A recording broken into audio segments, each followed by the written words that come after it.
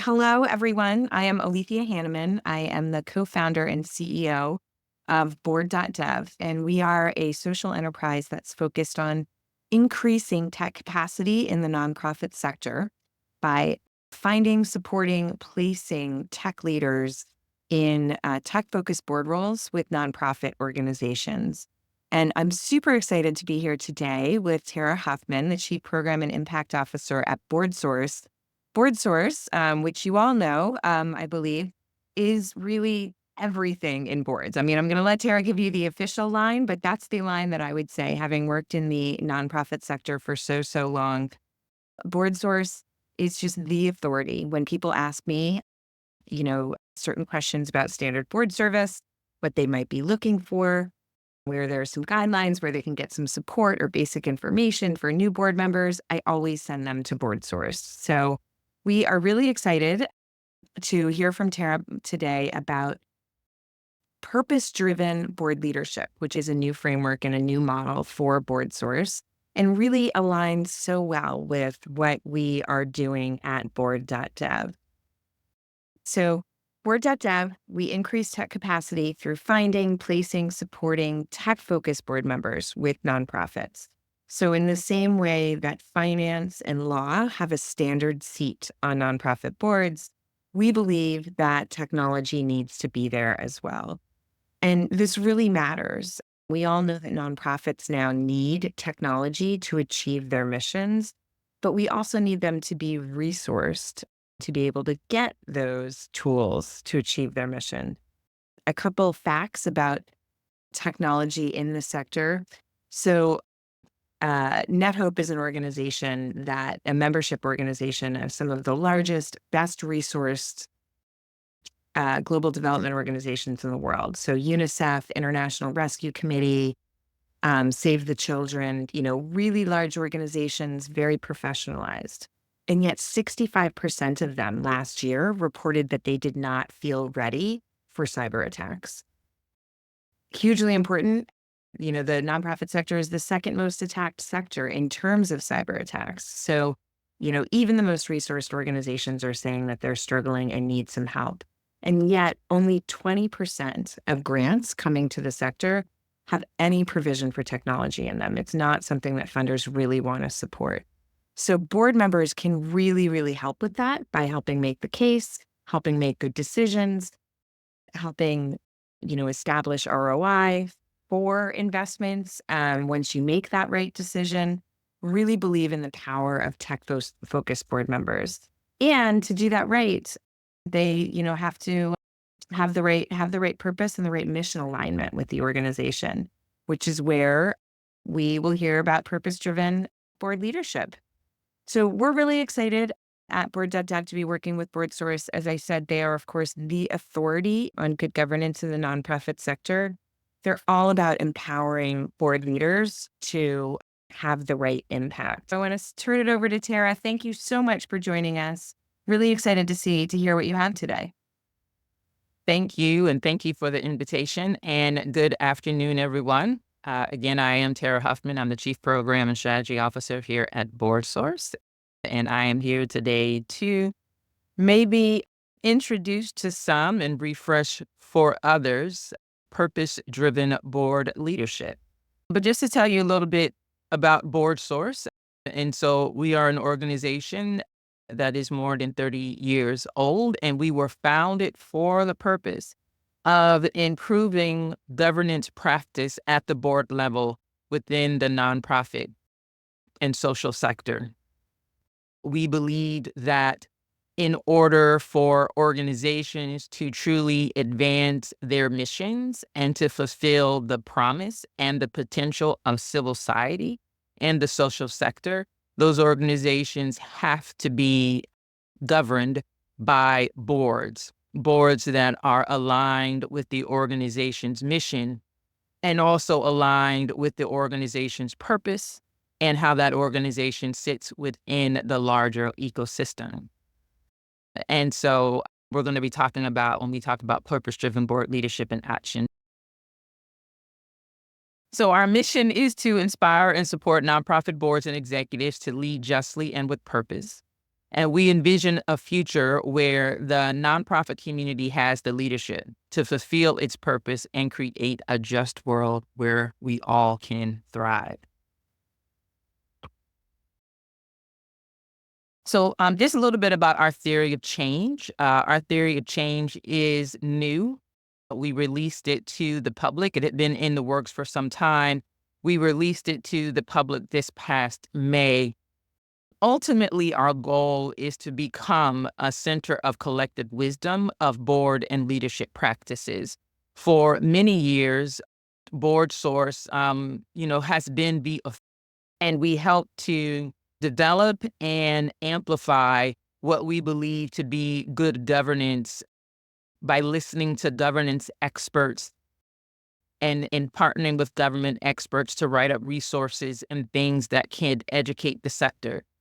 We still partner with governance experts to do those things. And we also understand that our sector has changed dramatically since we were founded more than 30 years ago. Our sector is much larger. It is much more diverse. It is much more dynamic. And there are organizations within our sector who have been rethinking governance and who have been innovating governance and governance practices. And so we are very interested in learning from the collective wisdom of the sector, identifying where that brilliance exists in the sector, and then amplifying it where it exists. So our theory of change includes us listening to the sector. What is happening? What are the challenges? What are the opportunities? What are the innovations? And where are the possibilities? And then learning from the sector and then partnering with the sector in a much more expansive and inclusive way to co-create resources that are tailored and responsive to the diversity of our sector. And in doing so, that's how we also co-create expertise that is not one-dimensional or one note, but expertise that is multi-dimensional and that is truly curated to meet people where they are, wherever they are in the sector, and however they have chosen to organize themselves and to do their work.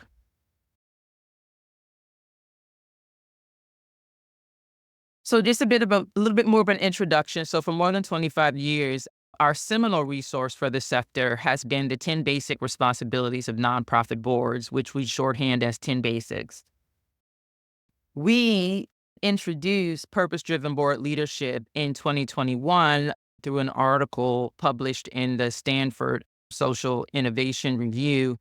And it marked a sea change in how we think and talk about board governance. And I want to be very clear, PDBL is not a creation of our own so much as it is our way of articulating what organizations across the sector had been doing for some time, had been experimenting with and operationalizing for some time. There was a sense that we needed to do governance differently, but we didn't have all the words to talk about it. And so PDBL is our expression about this is how we talk about the work that we think all boards across the sector need to be doing. And so it's our belief that PDBL does not replace the 10 basics or is not like an actualization of the 10 basics, but rather provides a bold framework within which the 10 basics can operate. We're coming to articulate PDBL as the operating system that boards operate within, is the operating system that should drive effective board service. And so it's our belief that the application of PDBL better positions and equips governing boards to center and advance equity and justice internal to the organization as well as external to the community that the organization exists to serve. So our objectives for our time together is for you all to learn a little bit more about the board's essential roles through a purpose-driven lens, and to delve into the 4 principles of PDBL and provide some examples of what it looks like in practice. So just as a quick review, when we talk about the 10 basic responsibilities of nonprofit boards, we're talking about the responsibility to determine mission and purpose, and then the board's responsibility to select and evaluate the chief executive, to ensure effective planning for the organization, to monitor and strengthen the organization's programs and services, to ensure adequate financial resources, both in terms of bringing those resources into the organization and then stewarding the allocation of those resources as in advancement of the organization's mission, to protect the organization's assets and provide financial oversight, to build and sustain a competent board, to ensure legal and ethical integrity, and to enhance the organization's public standing. This is how we articulate and have for many, many years articulated the 10 basic responsibilities of nonprofit boards.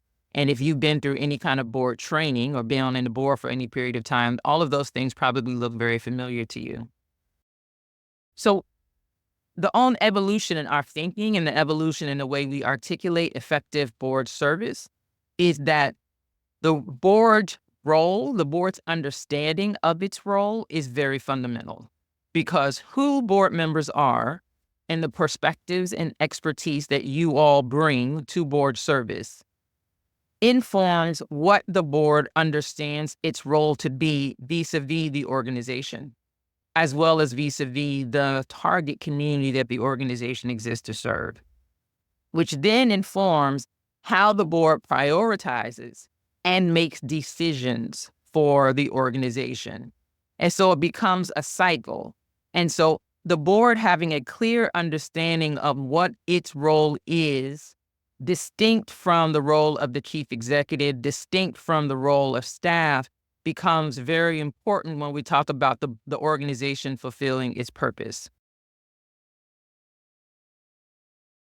So when you take the 10 basic responsibilities and you chunk them, they fall into 3 broad categories: providing oversight, ensuring resources, and setting direction and strategy for the organization. And you can see that providing oversight, that's the commitment to fulfilling the duties of care, loyalty, and obedience. That's, people on the board having technical skills and financial and legal oversight and having the ability to pay attention to information and process it. Ensuring resources is understanding the purpose and context to select a capable CEO, understanding the organization's financial strategy and business model, and being able to bring resources into the organization. And then finally, setting direction and strategy, which is having a commitment to the organization's purpose and mission, understanding their priority areas of work and the community organization is serving, and then cultivating the ability to do sense making of all the information and data that is coming into the organization, and then use that to strategically think about how the organization to move forward. Historically, we have found BoardSource, and we do a survey every 2 years of the sector, and we're constantly in community with the sector in one form or another. Historically, what we have found is that boards traditionally spend the greater proportion of their time in the categories of ensuring resources and providing oversight. Boards tend to prioritize safeguarding and sustaining the organization as the fulfillment of their role and their responsibility. What we believe truly effective and particularly purpose-driven board leadership allocates the board's time and energy across all 3 areas and flips it so that setting direction and strategy is where the board is spending a lot more of its time. And they're ensuring resources and providing oversight in service to making sure, in service to the direction and the strategy that the board has set. We have found that boards tend to get bogged down in roles and responsibilities that are not irrelevant, but that are not the whole of what the board should be doing. And when you're missing the setting and direction and strategy piece, that is a critical missing piece of effective board leadership. So just a little bit, as I said before, we do a survey every 2 years of the sector. We call it Leading with Intent. This is a preview of some data that we collected in November of 2023, and then we're going to be releasing a full report in early 2025. But it just gives us a window and an insight into what's happening with the sector, particularly at the board level. And so some of the data that we saw is that boards continue to be disconnected from communities and people that they serve. And I want to stress that I am speaking in generalities. So I want to own that I'm speaking in generalities. Our survey showed that 43.5% of chief executives reported that they don't believe they have the right members on their board to establish trust in the communities that they serve. Only 33% or 1/3 of boards place a high priority on knowledge of communities served. And only 29%, little less than 1/3, prioritize membership within the community served. We also found that boards are ill-informed about the ecosystems in which they operate. Only 28% of the boards prioritize knowledge of the organization's work or field when they look to recruit new board members. And that is a 3% increase over the last survey. So we're trending in the right direction, but we still have where more than 2/3 of boards are not prioritizing that people that are being recruited to the board have a knowledge of the organization's field or work.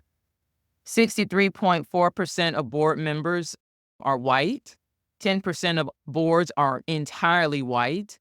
That is a 7% decrease from the last survey. So we are trending in the right direction when it comes to board diversity, but we're still somewhat lacking in racial and ethnic diversity, and that becomes more pronounced depending on where the organization might be located in the nation. One of the positive notes, things that we noted in our survey, is that boards are no longer preoccupied with fundraising above all else. For the first time this year, our data showed that setting strategy is now a higher priority than fundraising. That is the first time we've seen that in the survey, and so that is a positive sign for us. All of this is what led us to articulating and publishing a new framework for the board's role. Purpose-driven board leadership focuses the board on organizational purpose versus the organization itself. It centers the board's role in strategy and direction setting. It identifies principles and mindsets that are integral to embodying that strategic role.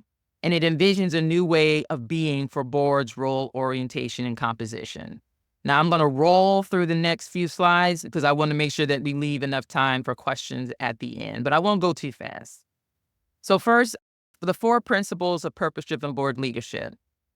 They are purpose before organization, and pardon the typo, respect for the ecosystem, equity mindset, and authorized voice of power, with the goal being to have us all come to a shared sense of purpose and to always ask the question, what is the social change that we ultimately seek? And how do we use board service to help us get there? So principle number 1, purpose before organization, means prioritizing the organization's purpose versus the organization itself. This requires boards to reframe the duty of loyalty and moves the organization away from viewing itself as the center of its own gravity, but rather focuses the organization on its purpose and how it can best steward its resources in service to its purpose. The way I like to say it is that when you are practicing purpose before organization, the organization is not the end, but rather the organization is the strategy that gets you to the end. So the end that you're seeking isn't the thing that changes, but the organization itself may change because you modify the strategy as needed to make sure that you are accomplishing what the ultimate goal is.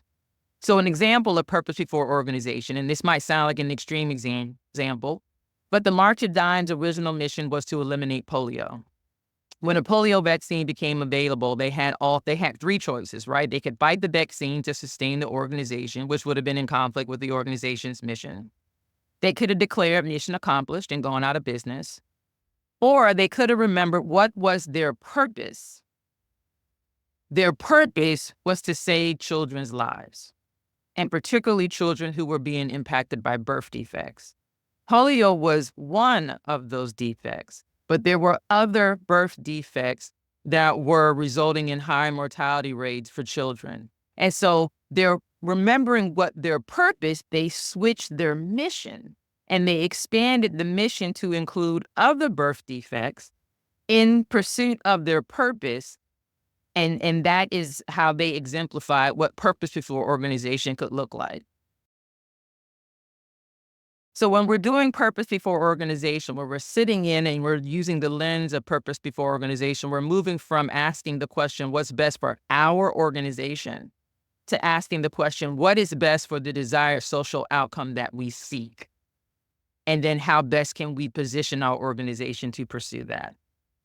And I'm going to skip this slide, but this is a way you can go back when you look at the slide deck. If we just provide examples of how do you take the 10 basics and how do you use the lens of the principle number 1 to execute on those roles and responsibilities. Principle number 2 is called respect for the ecosystem. This is an acknowledgement that the organization's actions can positively or negatively impact its surrounding ecosystem. And therefore, there's a commitment on the part of the organization to be a respectful and responsible ecosystem player. This requires that boards know the organization's role as part of a collection of organizations working to address societal challenges and impacts, and for boards to consider the impact of their actions on the ecosystem as part of the decision-making processes. When we adopt a lens of respect for the ecosystem, we move from a posture of seeing others doing similar work to ours as our competitors, and rather we begin to see them as part of our ecosystem. And we start to ask, so how do we play better with these other organizations in the ecosystem so that we all achieve our collective purpose and not just our singular organizational mission? So an example of respect for the ecosystem is a housing development organization that is choosing to sell its apartment building that currently provides affordable housing. It could sell to the highest bidder, knowing that the developer wants to offer high-end condos. For a lower bid, it could sell to another housing development organization that has promised to provide housing and services to the families that are already there, or to others who would meet the same criteria. A traditional board operating in a more traditional frame or operating system would take the highest bid in line with their financial policies.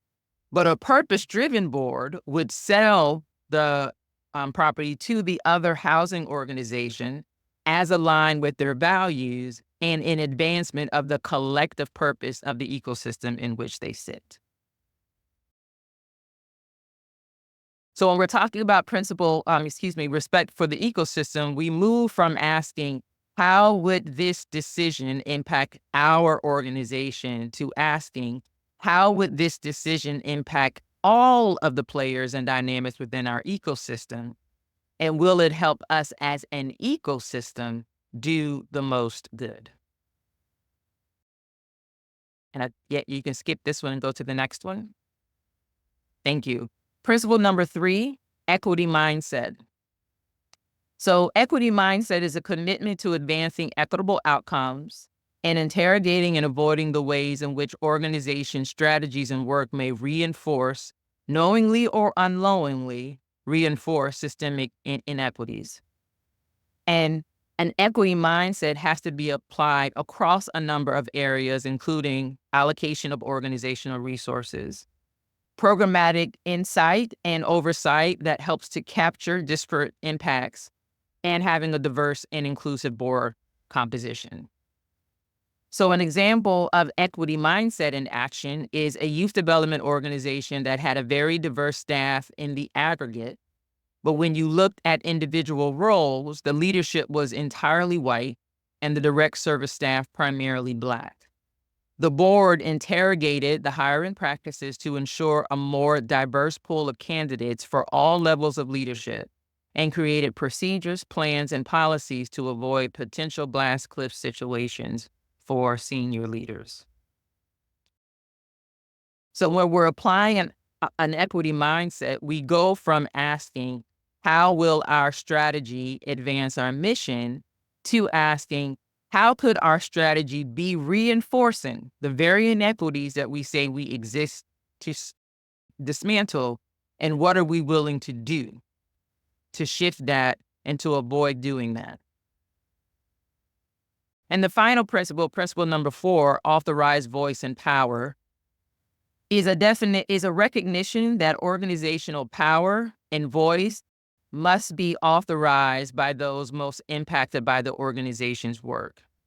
And this requires boards to listen to community needs and experiences, make decisions within the context of having a real understanding of the community, and share power by inviting those individuals with relevant lived experiences onto the board. So it's an and. So one scenario is a board that is comprised of primarily white, exclusively upper and middle class members who are leading an organization that serves Hispanic, Latinx children in a neighborhood in which none of the members of the board have ever lived or currently live. The board chair begins to question what their deliberations are missing and if their lack of community knowledge is impacting the choices that they saw and the choices that they made. He considers if different conversations would occur if the board included members of the community that the organization serves. So he puts together a committee to find out, and that committee later recommends changes to their board recruitment process to ensure a more diverse pool of candidates, including former service recipients, as well as neighborhood leaders. And they also implement a policy for the board to ensure that board members of color are included and embraced, not just on the board as a whole, but also in committee leadership positions as well as officers. So principle number 4 takes us from asking, what do we as a board think is best, without any intentional reflection on who the we is informs the perspective that we hold as a board, to asking, are we as a board populated in a way that ensures that our power is held by the community impacted by the organization's work? Are we doing all that we can to understand what our programmatic stakeholders tell us is most important? And are we making room in our decision-making practices for those voices to come to fore and to not only inform what those decisions are, but to help us make those decisions as well? And so here are just some ways when we take, as you sort of move through purpose-driven board leadership and really think, like, what does this look like? How might this change the way I currently show up as a member of the board? Or if I'm still seeking to become the member of a board, how would this inform the way I showed up and what I would ask and expect of my fellow board members? A way to reframe for purpose. So instead of asking, what have we accomplished? We ask, what did we make possible as a result of our commitment to our purpose and the partnerships that we have with others? We go from how do we grow our budget to how do we grow our impact? And what will that mean, right, from us and for others? We go from asking who are our competitors to asking who else is operating within our ecosystem, and how does the work we do and how we do it interact with and complement those other ecosystem players? We go from asking how do we get more program participants to saying how well do we understand what our community needs? How do we know that? And are the programs that we are advancing getting to the indicators that we say they should be getting to? We go from asking what skills and expertise do we need on the board and asking who do we need to be as a leadership body to earn the trust, confidence, and respect of those who seek to partner with us and serve. And then what does that leadership body look like? We go from asking, should we expand our programs into a new area, to asking, are we the best organization to do this? And how do we know it? Are there other organizations in our ecosystem that are already doing this good work? And will our entry into this part be disruptive or be additive? And we go from asking, where do we want to be in 5 years, to asking, where do we want our community or the cause that we're serving to be in 5 years? And what does that ask from us and for others to get there? So it's a new orientation of board service, right? And it's reframing the role of the board from service that operates in service to the organization, and the board being primarily responsible for sustaining and supporting the organization and its ability to exist in service to its mission, to saying that board service operates in service to the public good. And so the board is primarily responsible for stewarding organizational capacities in a way that maximizes the positive impact and service to the core and collective purpose or cause. So again, just to reiterate that, again, we don't believe that PDBL replaces or outpaces the 10 basic responsibilities of boards, but is the operating system in which boards need to execute on its roles and responsibilities, and do it in a way that is really strategic and not just focused on details and oversight. Boards can adopt PDBL as lenses through which they view their traditional roles, while providing room for the lens to modify or even transform how boards are doing their work. And aligning these frameworks, the 10 basics and PDBL, promote strategic governance that is mission-centered, collaborative, equitable, and transparent. Alethea, I see the time. I have an example of an organization that really operationalized PDBL, but I also want to make sure that we save time for questions. I think, why don't we take a few questions maybe, Sure. and then we can go back to the example. This is all so helpful. There was one question about a working board saying, we're more of a working board right now. Basically, how might this show up there? I wonder if you've got thoughts about that one. We get that question a lot because our sector is huge. Our sector is vast, and there are a lot of working boards. There are a lot of board members who are rolling up their sleeves and doing the work of the organization. And you're not just governing the organization. And we believe that PDBL is very much a frame that even can govern the work of working boards. Because even on a working board, even as you are sort of doing the work of the organization and involved more in the programmatic implementation, development and implementation, it is still the role of the board to also be thinking strategically, right? To be in that frame of having generative discussions about where the organization is, where the organization should be going, and what does the organization either need to continue to be or need to become in order to achieve its purpose. And so the 4 principles of PDBL are very applicable even for a board that is a little bit more in the weeds right now.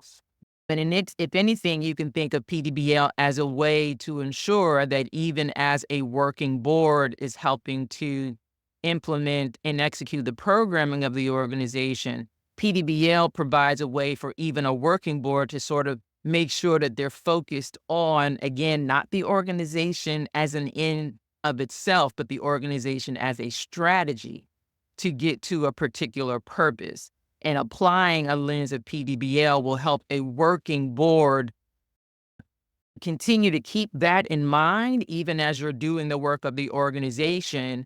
And also when the organization reaches a point, if the organization reaches a point where you can have full-time staff and the board can step back into more of a governance role, you'll already have those muscles a little bit more developed because you've been applying PDBL and operationalizing PDBL. And so you'll be more prepared to step more into a governance role if you have the opportunity to step out of a working board role. Yeah, I love that. That's one of the main things I think I'm going to be taking from this chat today is the organization is a strategy. And I love that. And I think you can probably also say the board is a strategy. And so when you think about moving from a working board to more of a governance board, sometimes that's a hard thing. That's a hard transition too for boards. So I love thinking of that frame. Also love the note that for the first time, thinking about strategy is more important for boards than fundraising. That I think is, just in the right direction. Those generative discussions, we talk about that a lot at Board.Dev with the tech leaders, the tech board leaders we place in board roles. Nonprofits are looking for tech leaders because they want to do things like make sure they're compliant with various regulations, data ethics and securities and policies. But they're also super excited to get into those generative discussions about technology in particular. So I think bringing that frame to the full board is really critical. Another question that I think could be really interesting in the chat was, can you talk about how to balance purpose before organization with the mantra of no money, no mission? Yes. So what do you do when the board needs to prioritize funding in order to keep it around as a strategy? Right. So as I said, we do not believe that PDBL replaces the team basic responsibilities of the board. It is absolutely the role and responsibility of the board to ensure that the organization has the assets that it needs to fulfill its mission.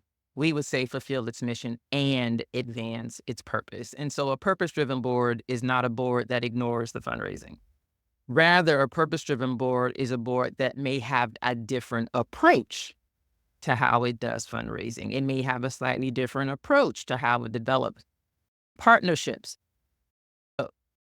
within resource development, and then how it chooses to allocate those resources and how it chooses to manage those assets, because it goes from, I don't want to, I'm trying to be careful in my language. And so forgive me, I'm going to use inartful language, but I hope I get the point across. We go from an organization that's hoarding all of our resources to make sure that we exist forever, to an organization that is really thinking strategically about how do we attract, maintain, and then distribute our assets in a way that is advancing the purpose, with the understanding that if you're thinking of the organization as a strategy to advance the purpose, as long as the organization is properly positioned to be an effective strategy that gets to the purpose, then the resources are going to line up, right? And the focus on fundraising is a focus on making sure that we're maintaining the organization as a strategy, because we see that we are actually making progress towards our purpose. I think what PDBL asks boards in particular to do is to ask, is our organization an effective strategy to get us to our purpose? And if the answer is we could be doing better, then it doesn't, the end may not be, so then you get rid of the organization. It's just like, so then how does the organization need to evolve? How does the organization need to transform? And then what are the resources we have to do that? Or what are the resources we need to attract to do that? So the resource question never goes out the window. The resources are never a non-priority, even for a purpose-driven board or in a purpose-driven organization. It's a matter that the conversations we're having about resource are what change. That's what changes. We don't stop raising money. We raise money, but we're having a different conversation about how we're raising the money, who we're raising the money from, and then how we're allocating those resources to make sure that we are in pursuit of the purpose. Yeah, that makes a lot of sense. And I see, maybe a parallel topic in the ecosystem item. I think this is a great evolution of, respect for ecosystem is a great evolution of something we often hear in the nonprofit sector, which is nonprofits should collaborate more. And yes, we get that. We should, right? So I love that.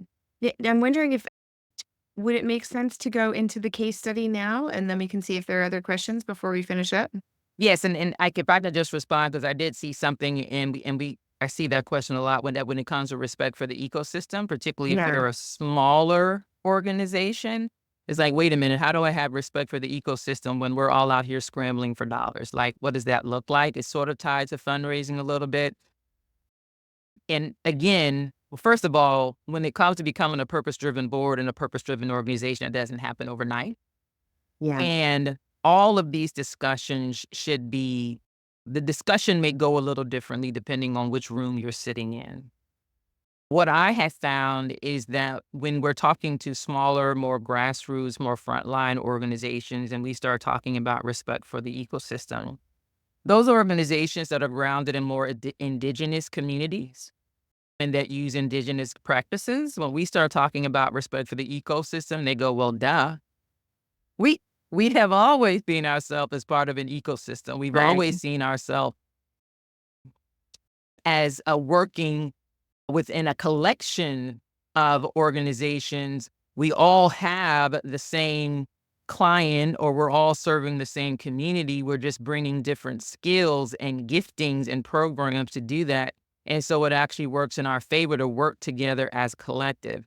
We also recognize that because, and I'm going to use the word, the nonprofit industrial complex, that we have unfortunately created a sector where it sort of can be catch as catch can. It sort of can feel like survival of the fittest, and not everybody plays well together, right? Not everyone collaborates well together. And so this is where, again, the board has to have those generative strategic discussions and determine, within our ecosystem, are there people within our ecosystem that we can begin to collaborate with in a more collective, healthy way?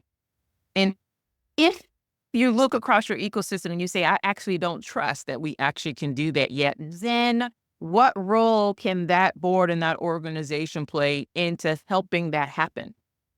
Moving its local ecosystem or the ecosystem most closest to it in that direction by modeling it in a way that doesn't put the organization at risk of harm, but that does put the organization out there in a different way. That's what we're doing at BoardSource. For purpose-driven board leadership, like, we're saying we want to be the model, right? We want to be the model for what good governance looks like. And so we experiment on ourselves first, so that when we're talking about it to the broader field, we can sort of say, yes, these are decisions that we made. This was the timing of the sequence, right? This is sort of when we stepped out. This is when we sort of not held back, but determined, like, the timing of that isn't just right. These are the risks that we took because we could, right? And these are the places where we're sort of, we're still experimenting to see how this works, to see if this needs to be modified. And so all of this is a journey. Becoming a purpose-driven board and a purpose-driven organization is a journey. And one of the questions that we always ask at the end of the presentation is, what part of this feels most natural to you, and therefore something you think you could immediately start to lean into more? And what part of this feels difficult? And then what is the additional information or resource that your organization thinks that it would need to begin to step into that and have, again, it starts with a discussion before you even move to action. So, but the example of how the Museum of Us put purpose first. So the Museum of Us was founded in 1915. It is located in Balboa Park, which is a cultural epicenter in San Diego, California. It's a mid-sized museum within its own ecosystem with an annual budget of $7.5 million.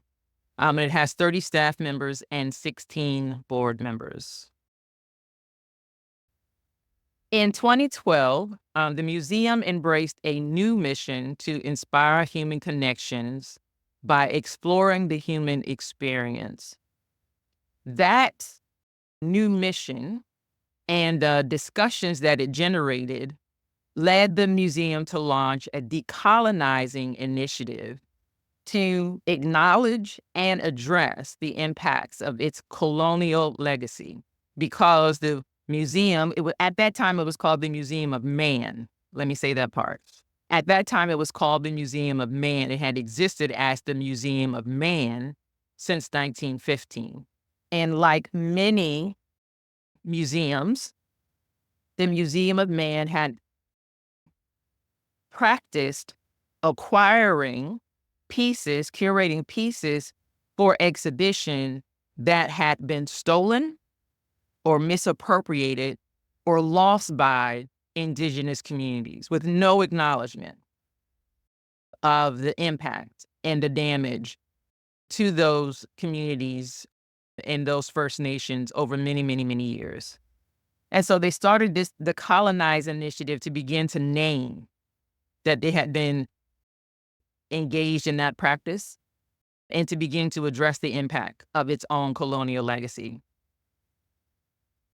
In 2018, and in response to pushback that they had been receiving for decades, the museum launched a campaign where they collected extensive community feedback about changing its name.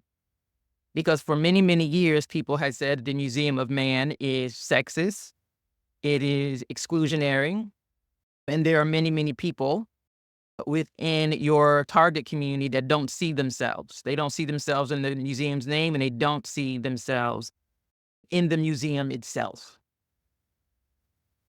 In June of 2020, the Board of Trustees, and so this was during the pandemic, so they took advantage of everything that was happening around that time, the pandemic, the racial reckoning that was happening in the United States. And the board voted to change the name from Museum of Man to the Museum of Us.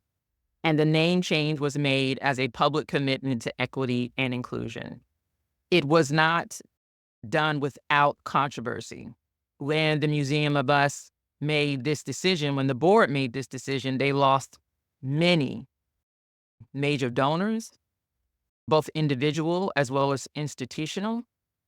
They were land blasted in local and even national media for being a woke organization. But they held to their truth.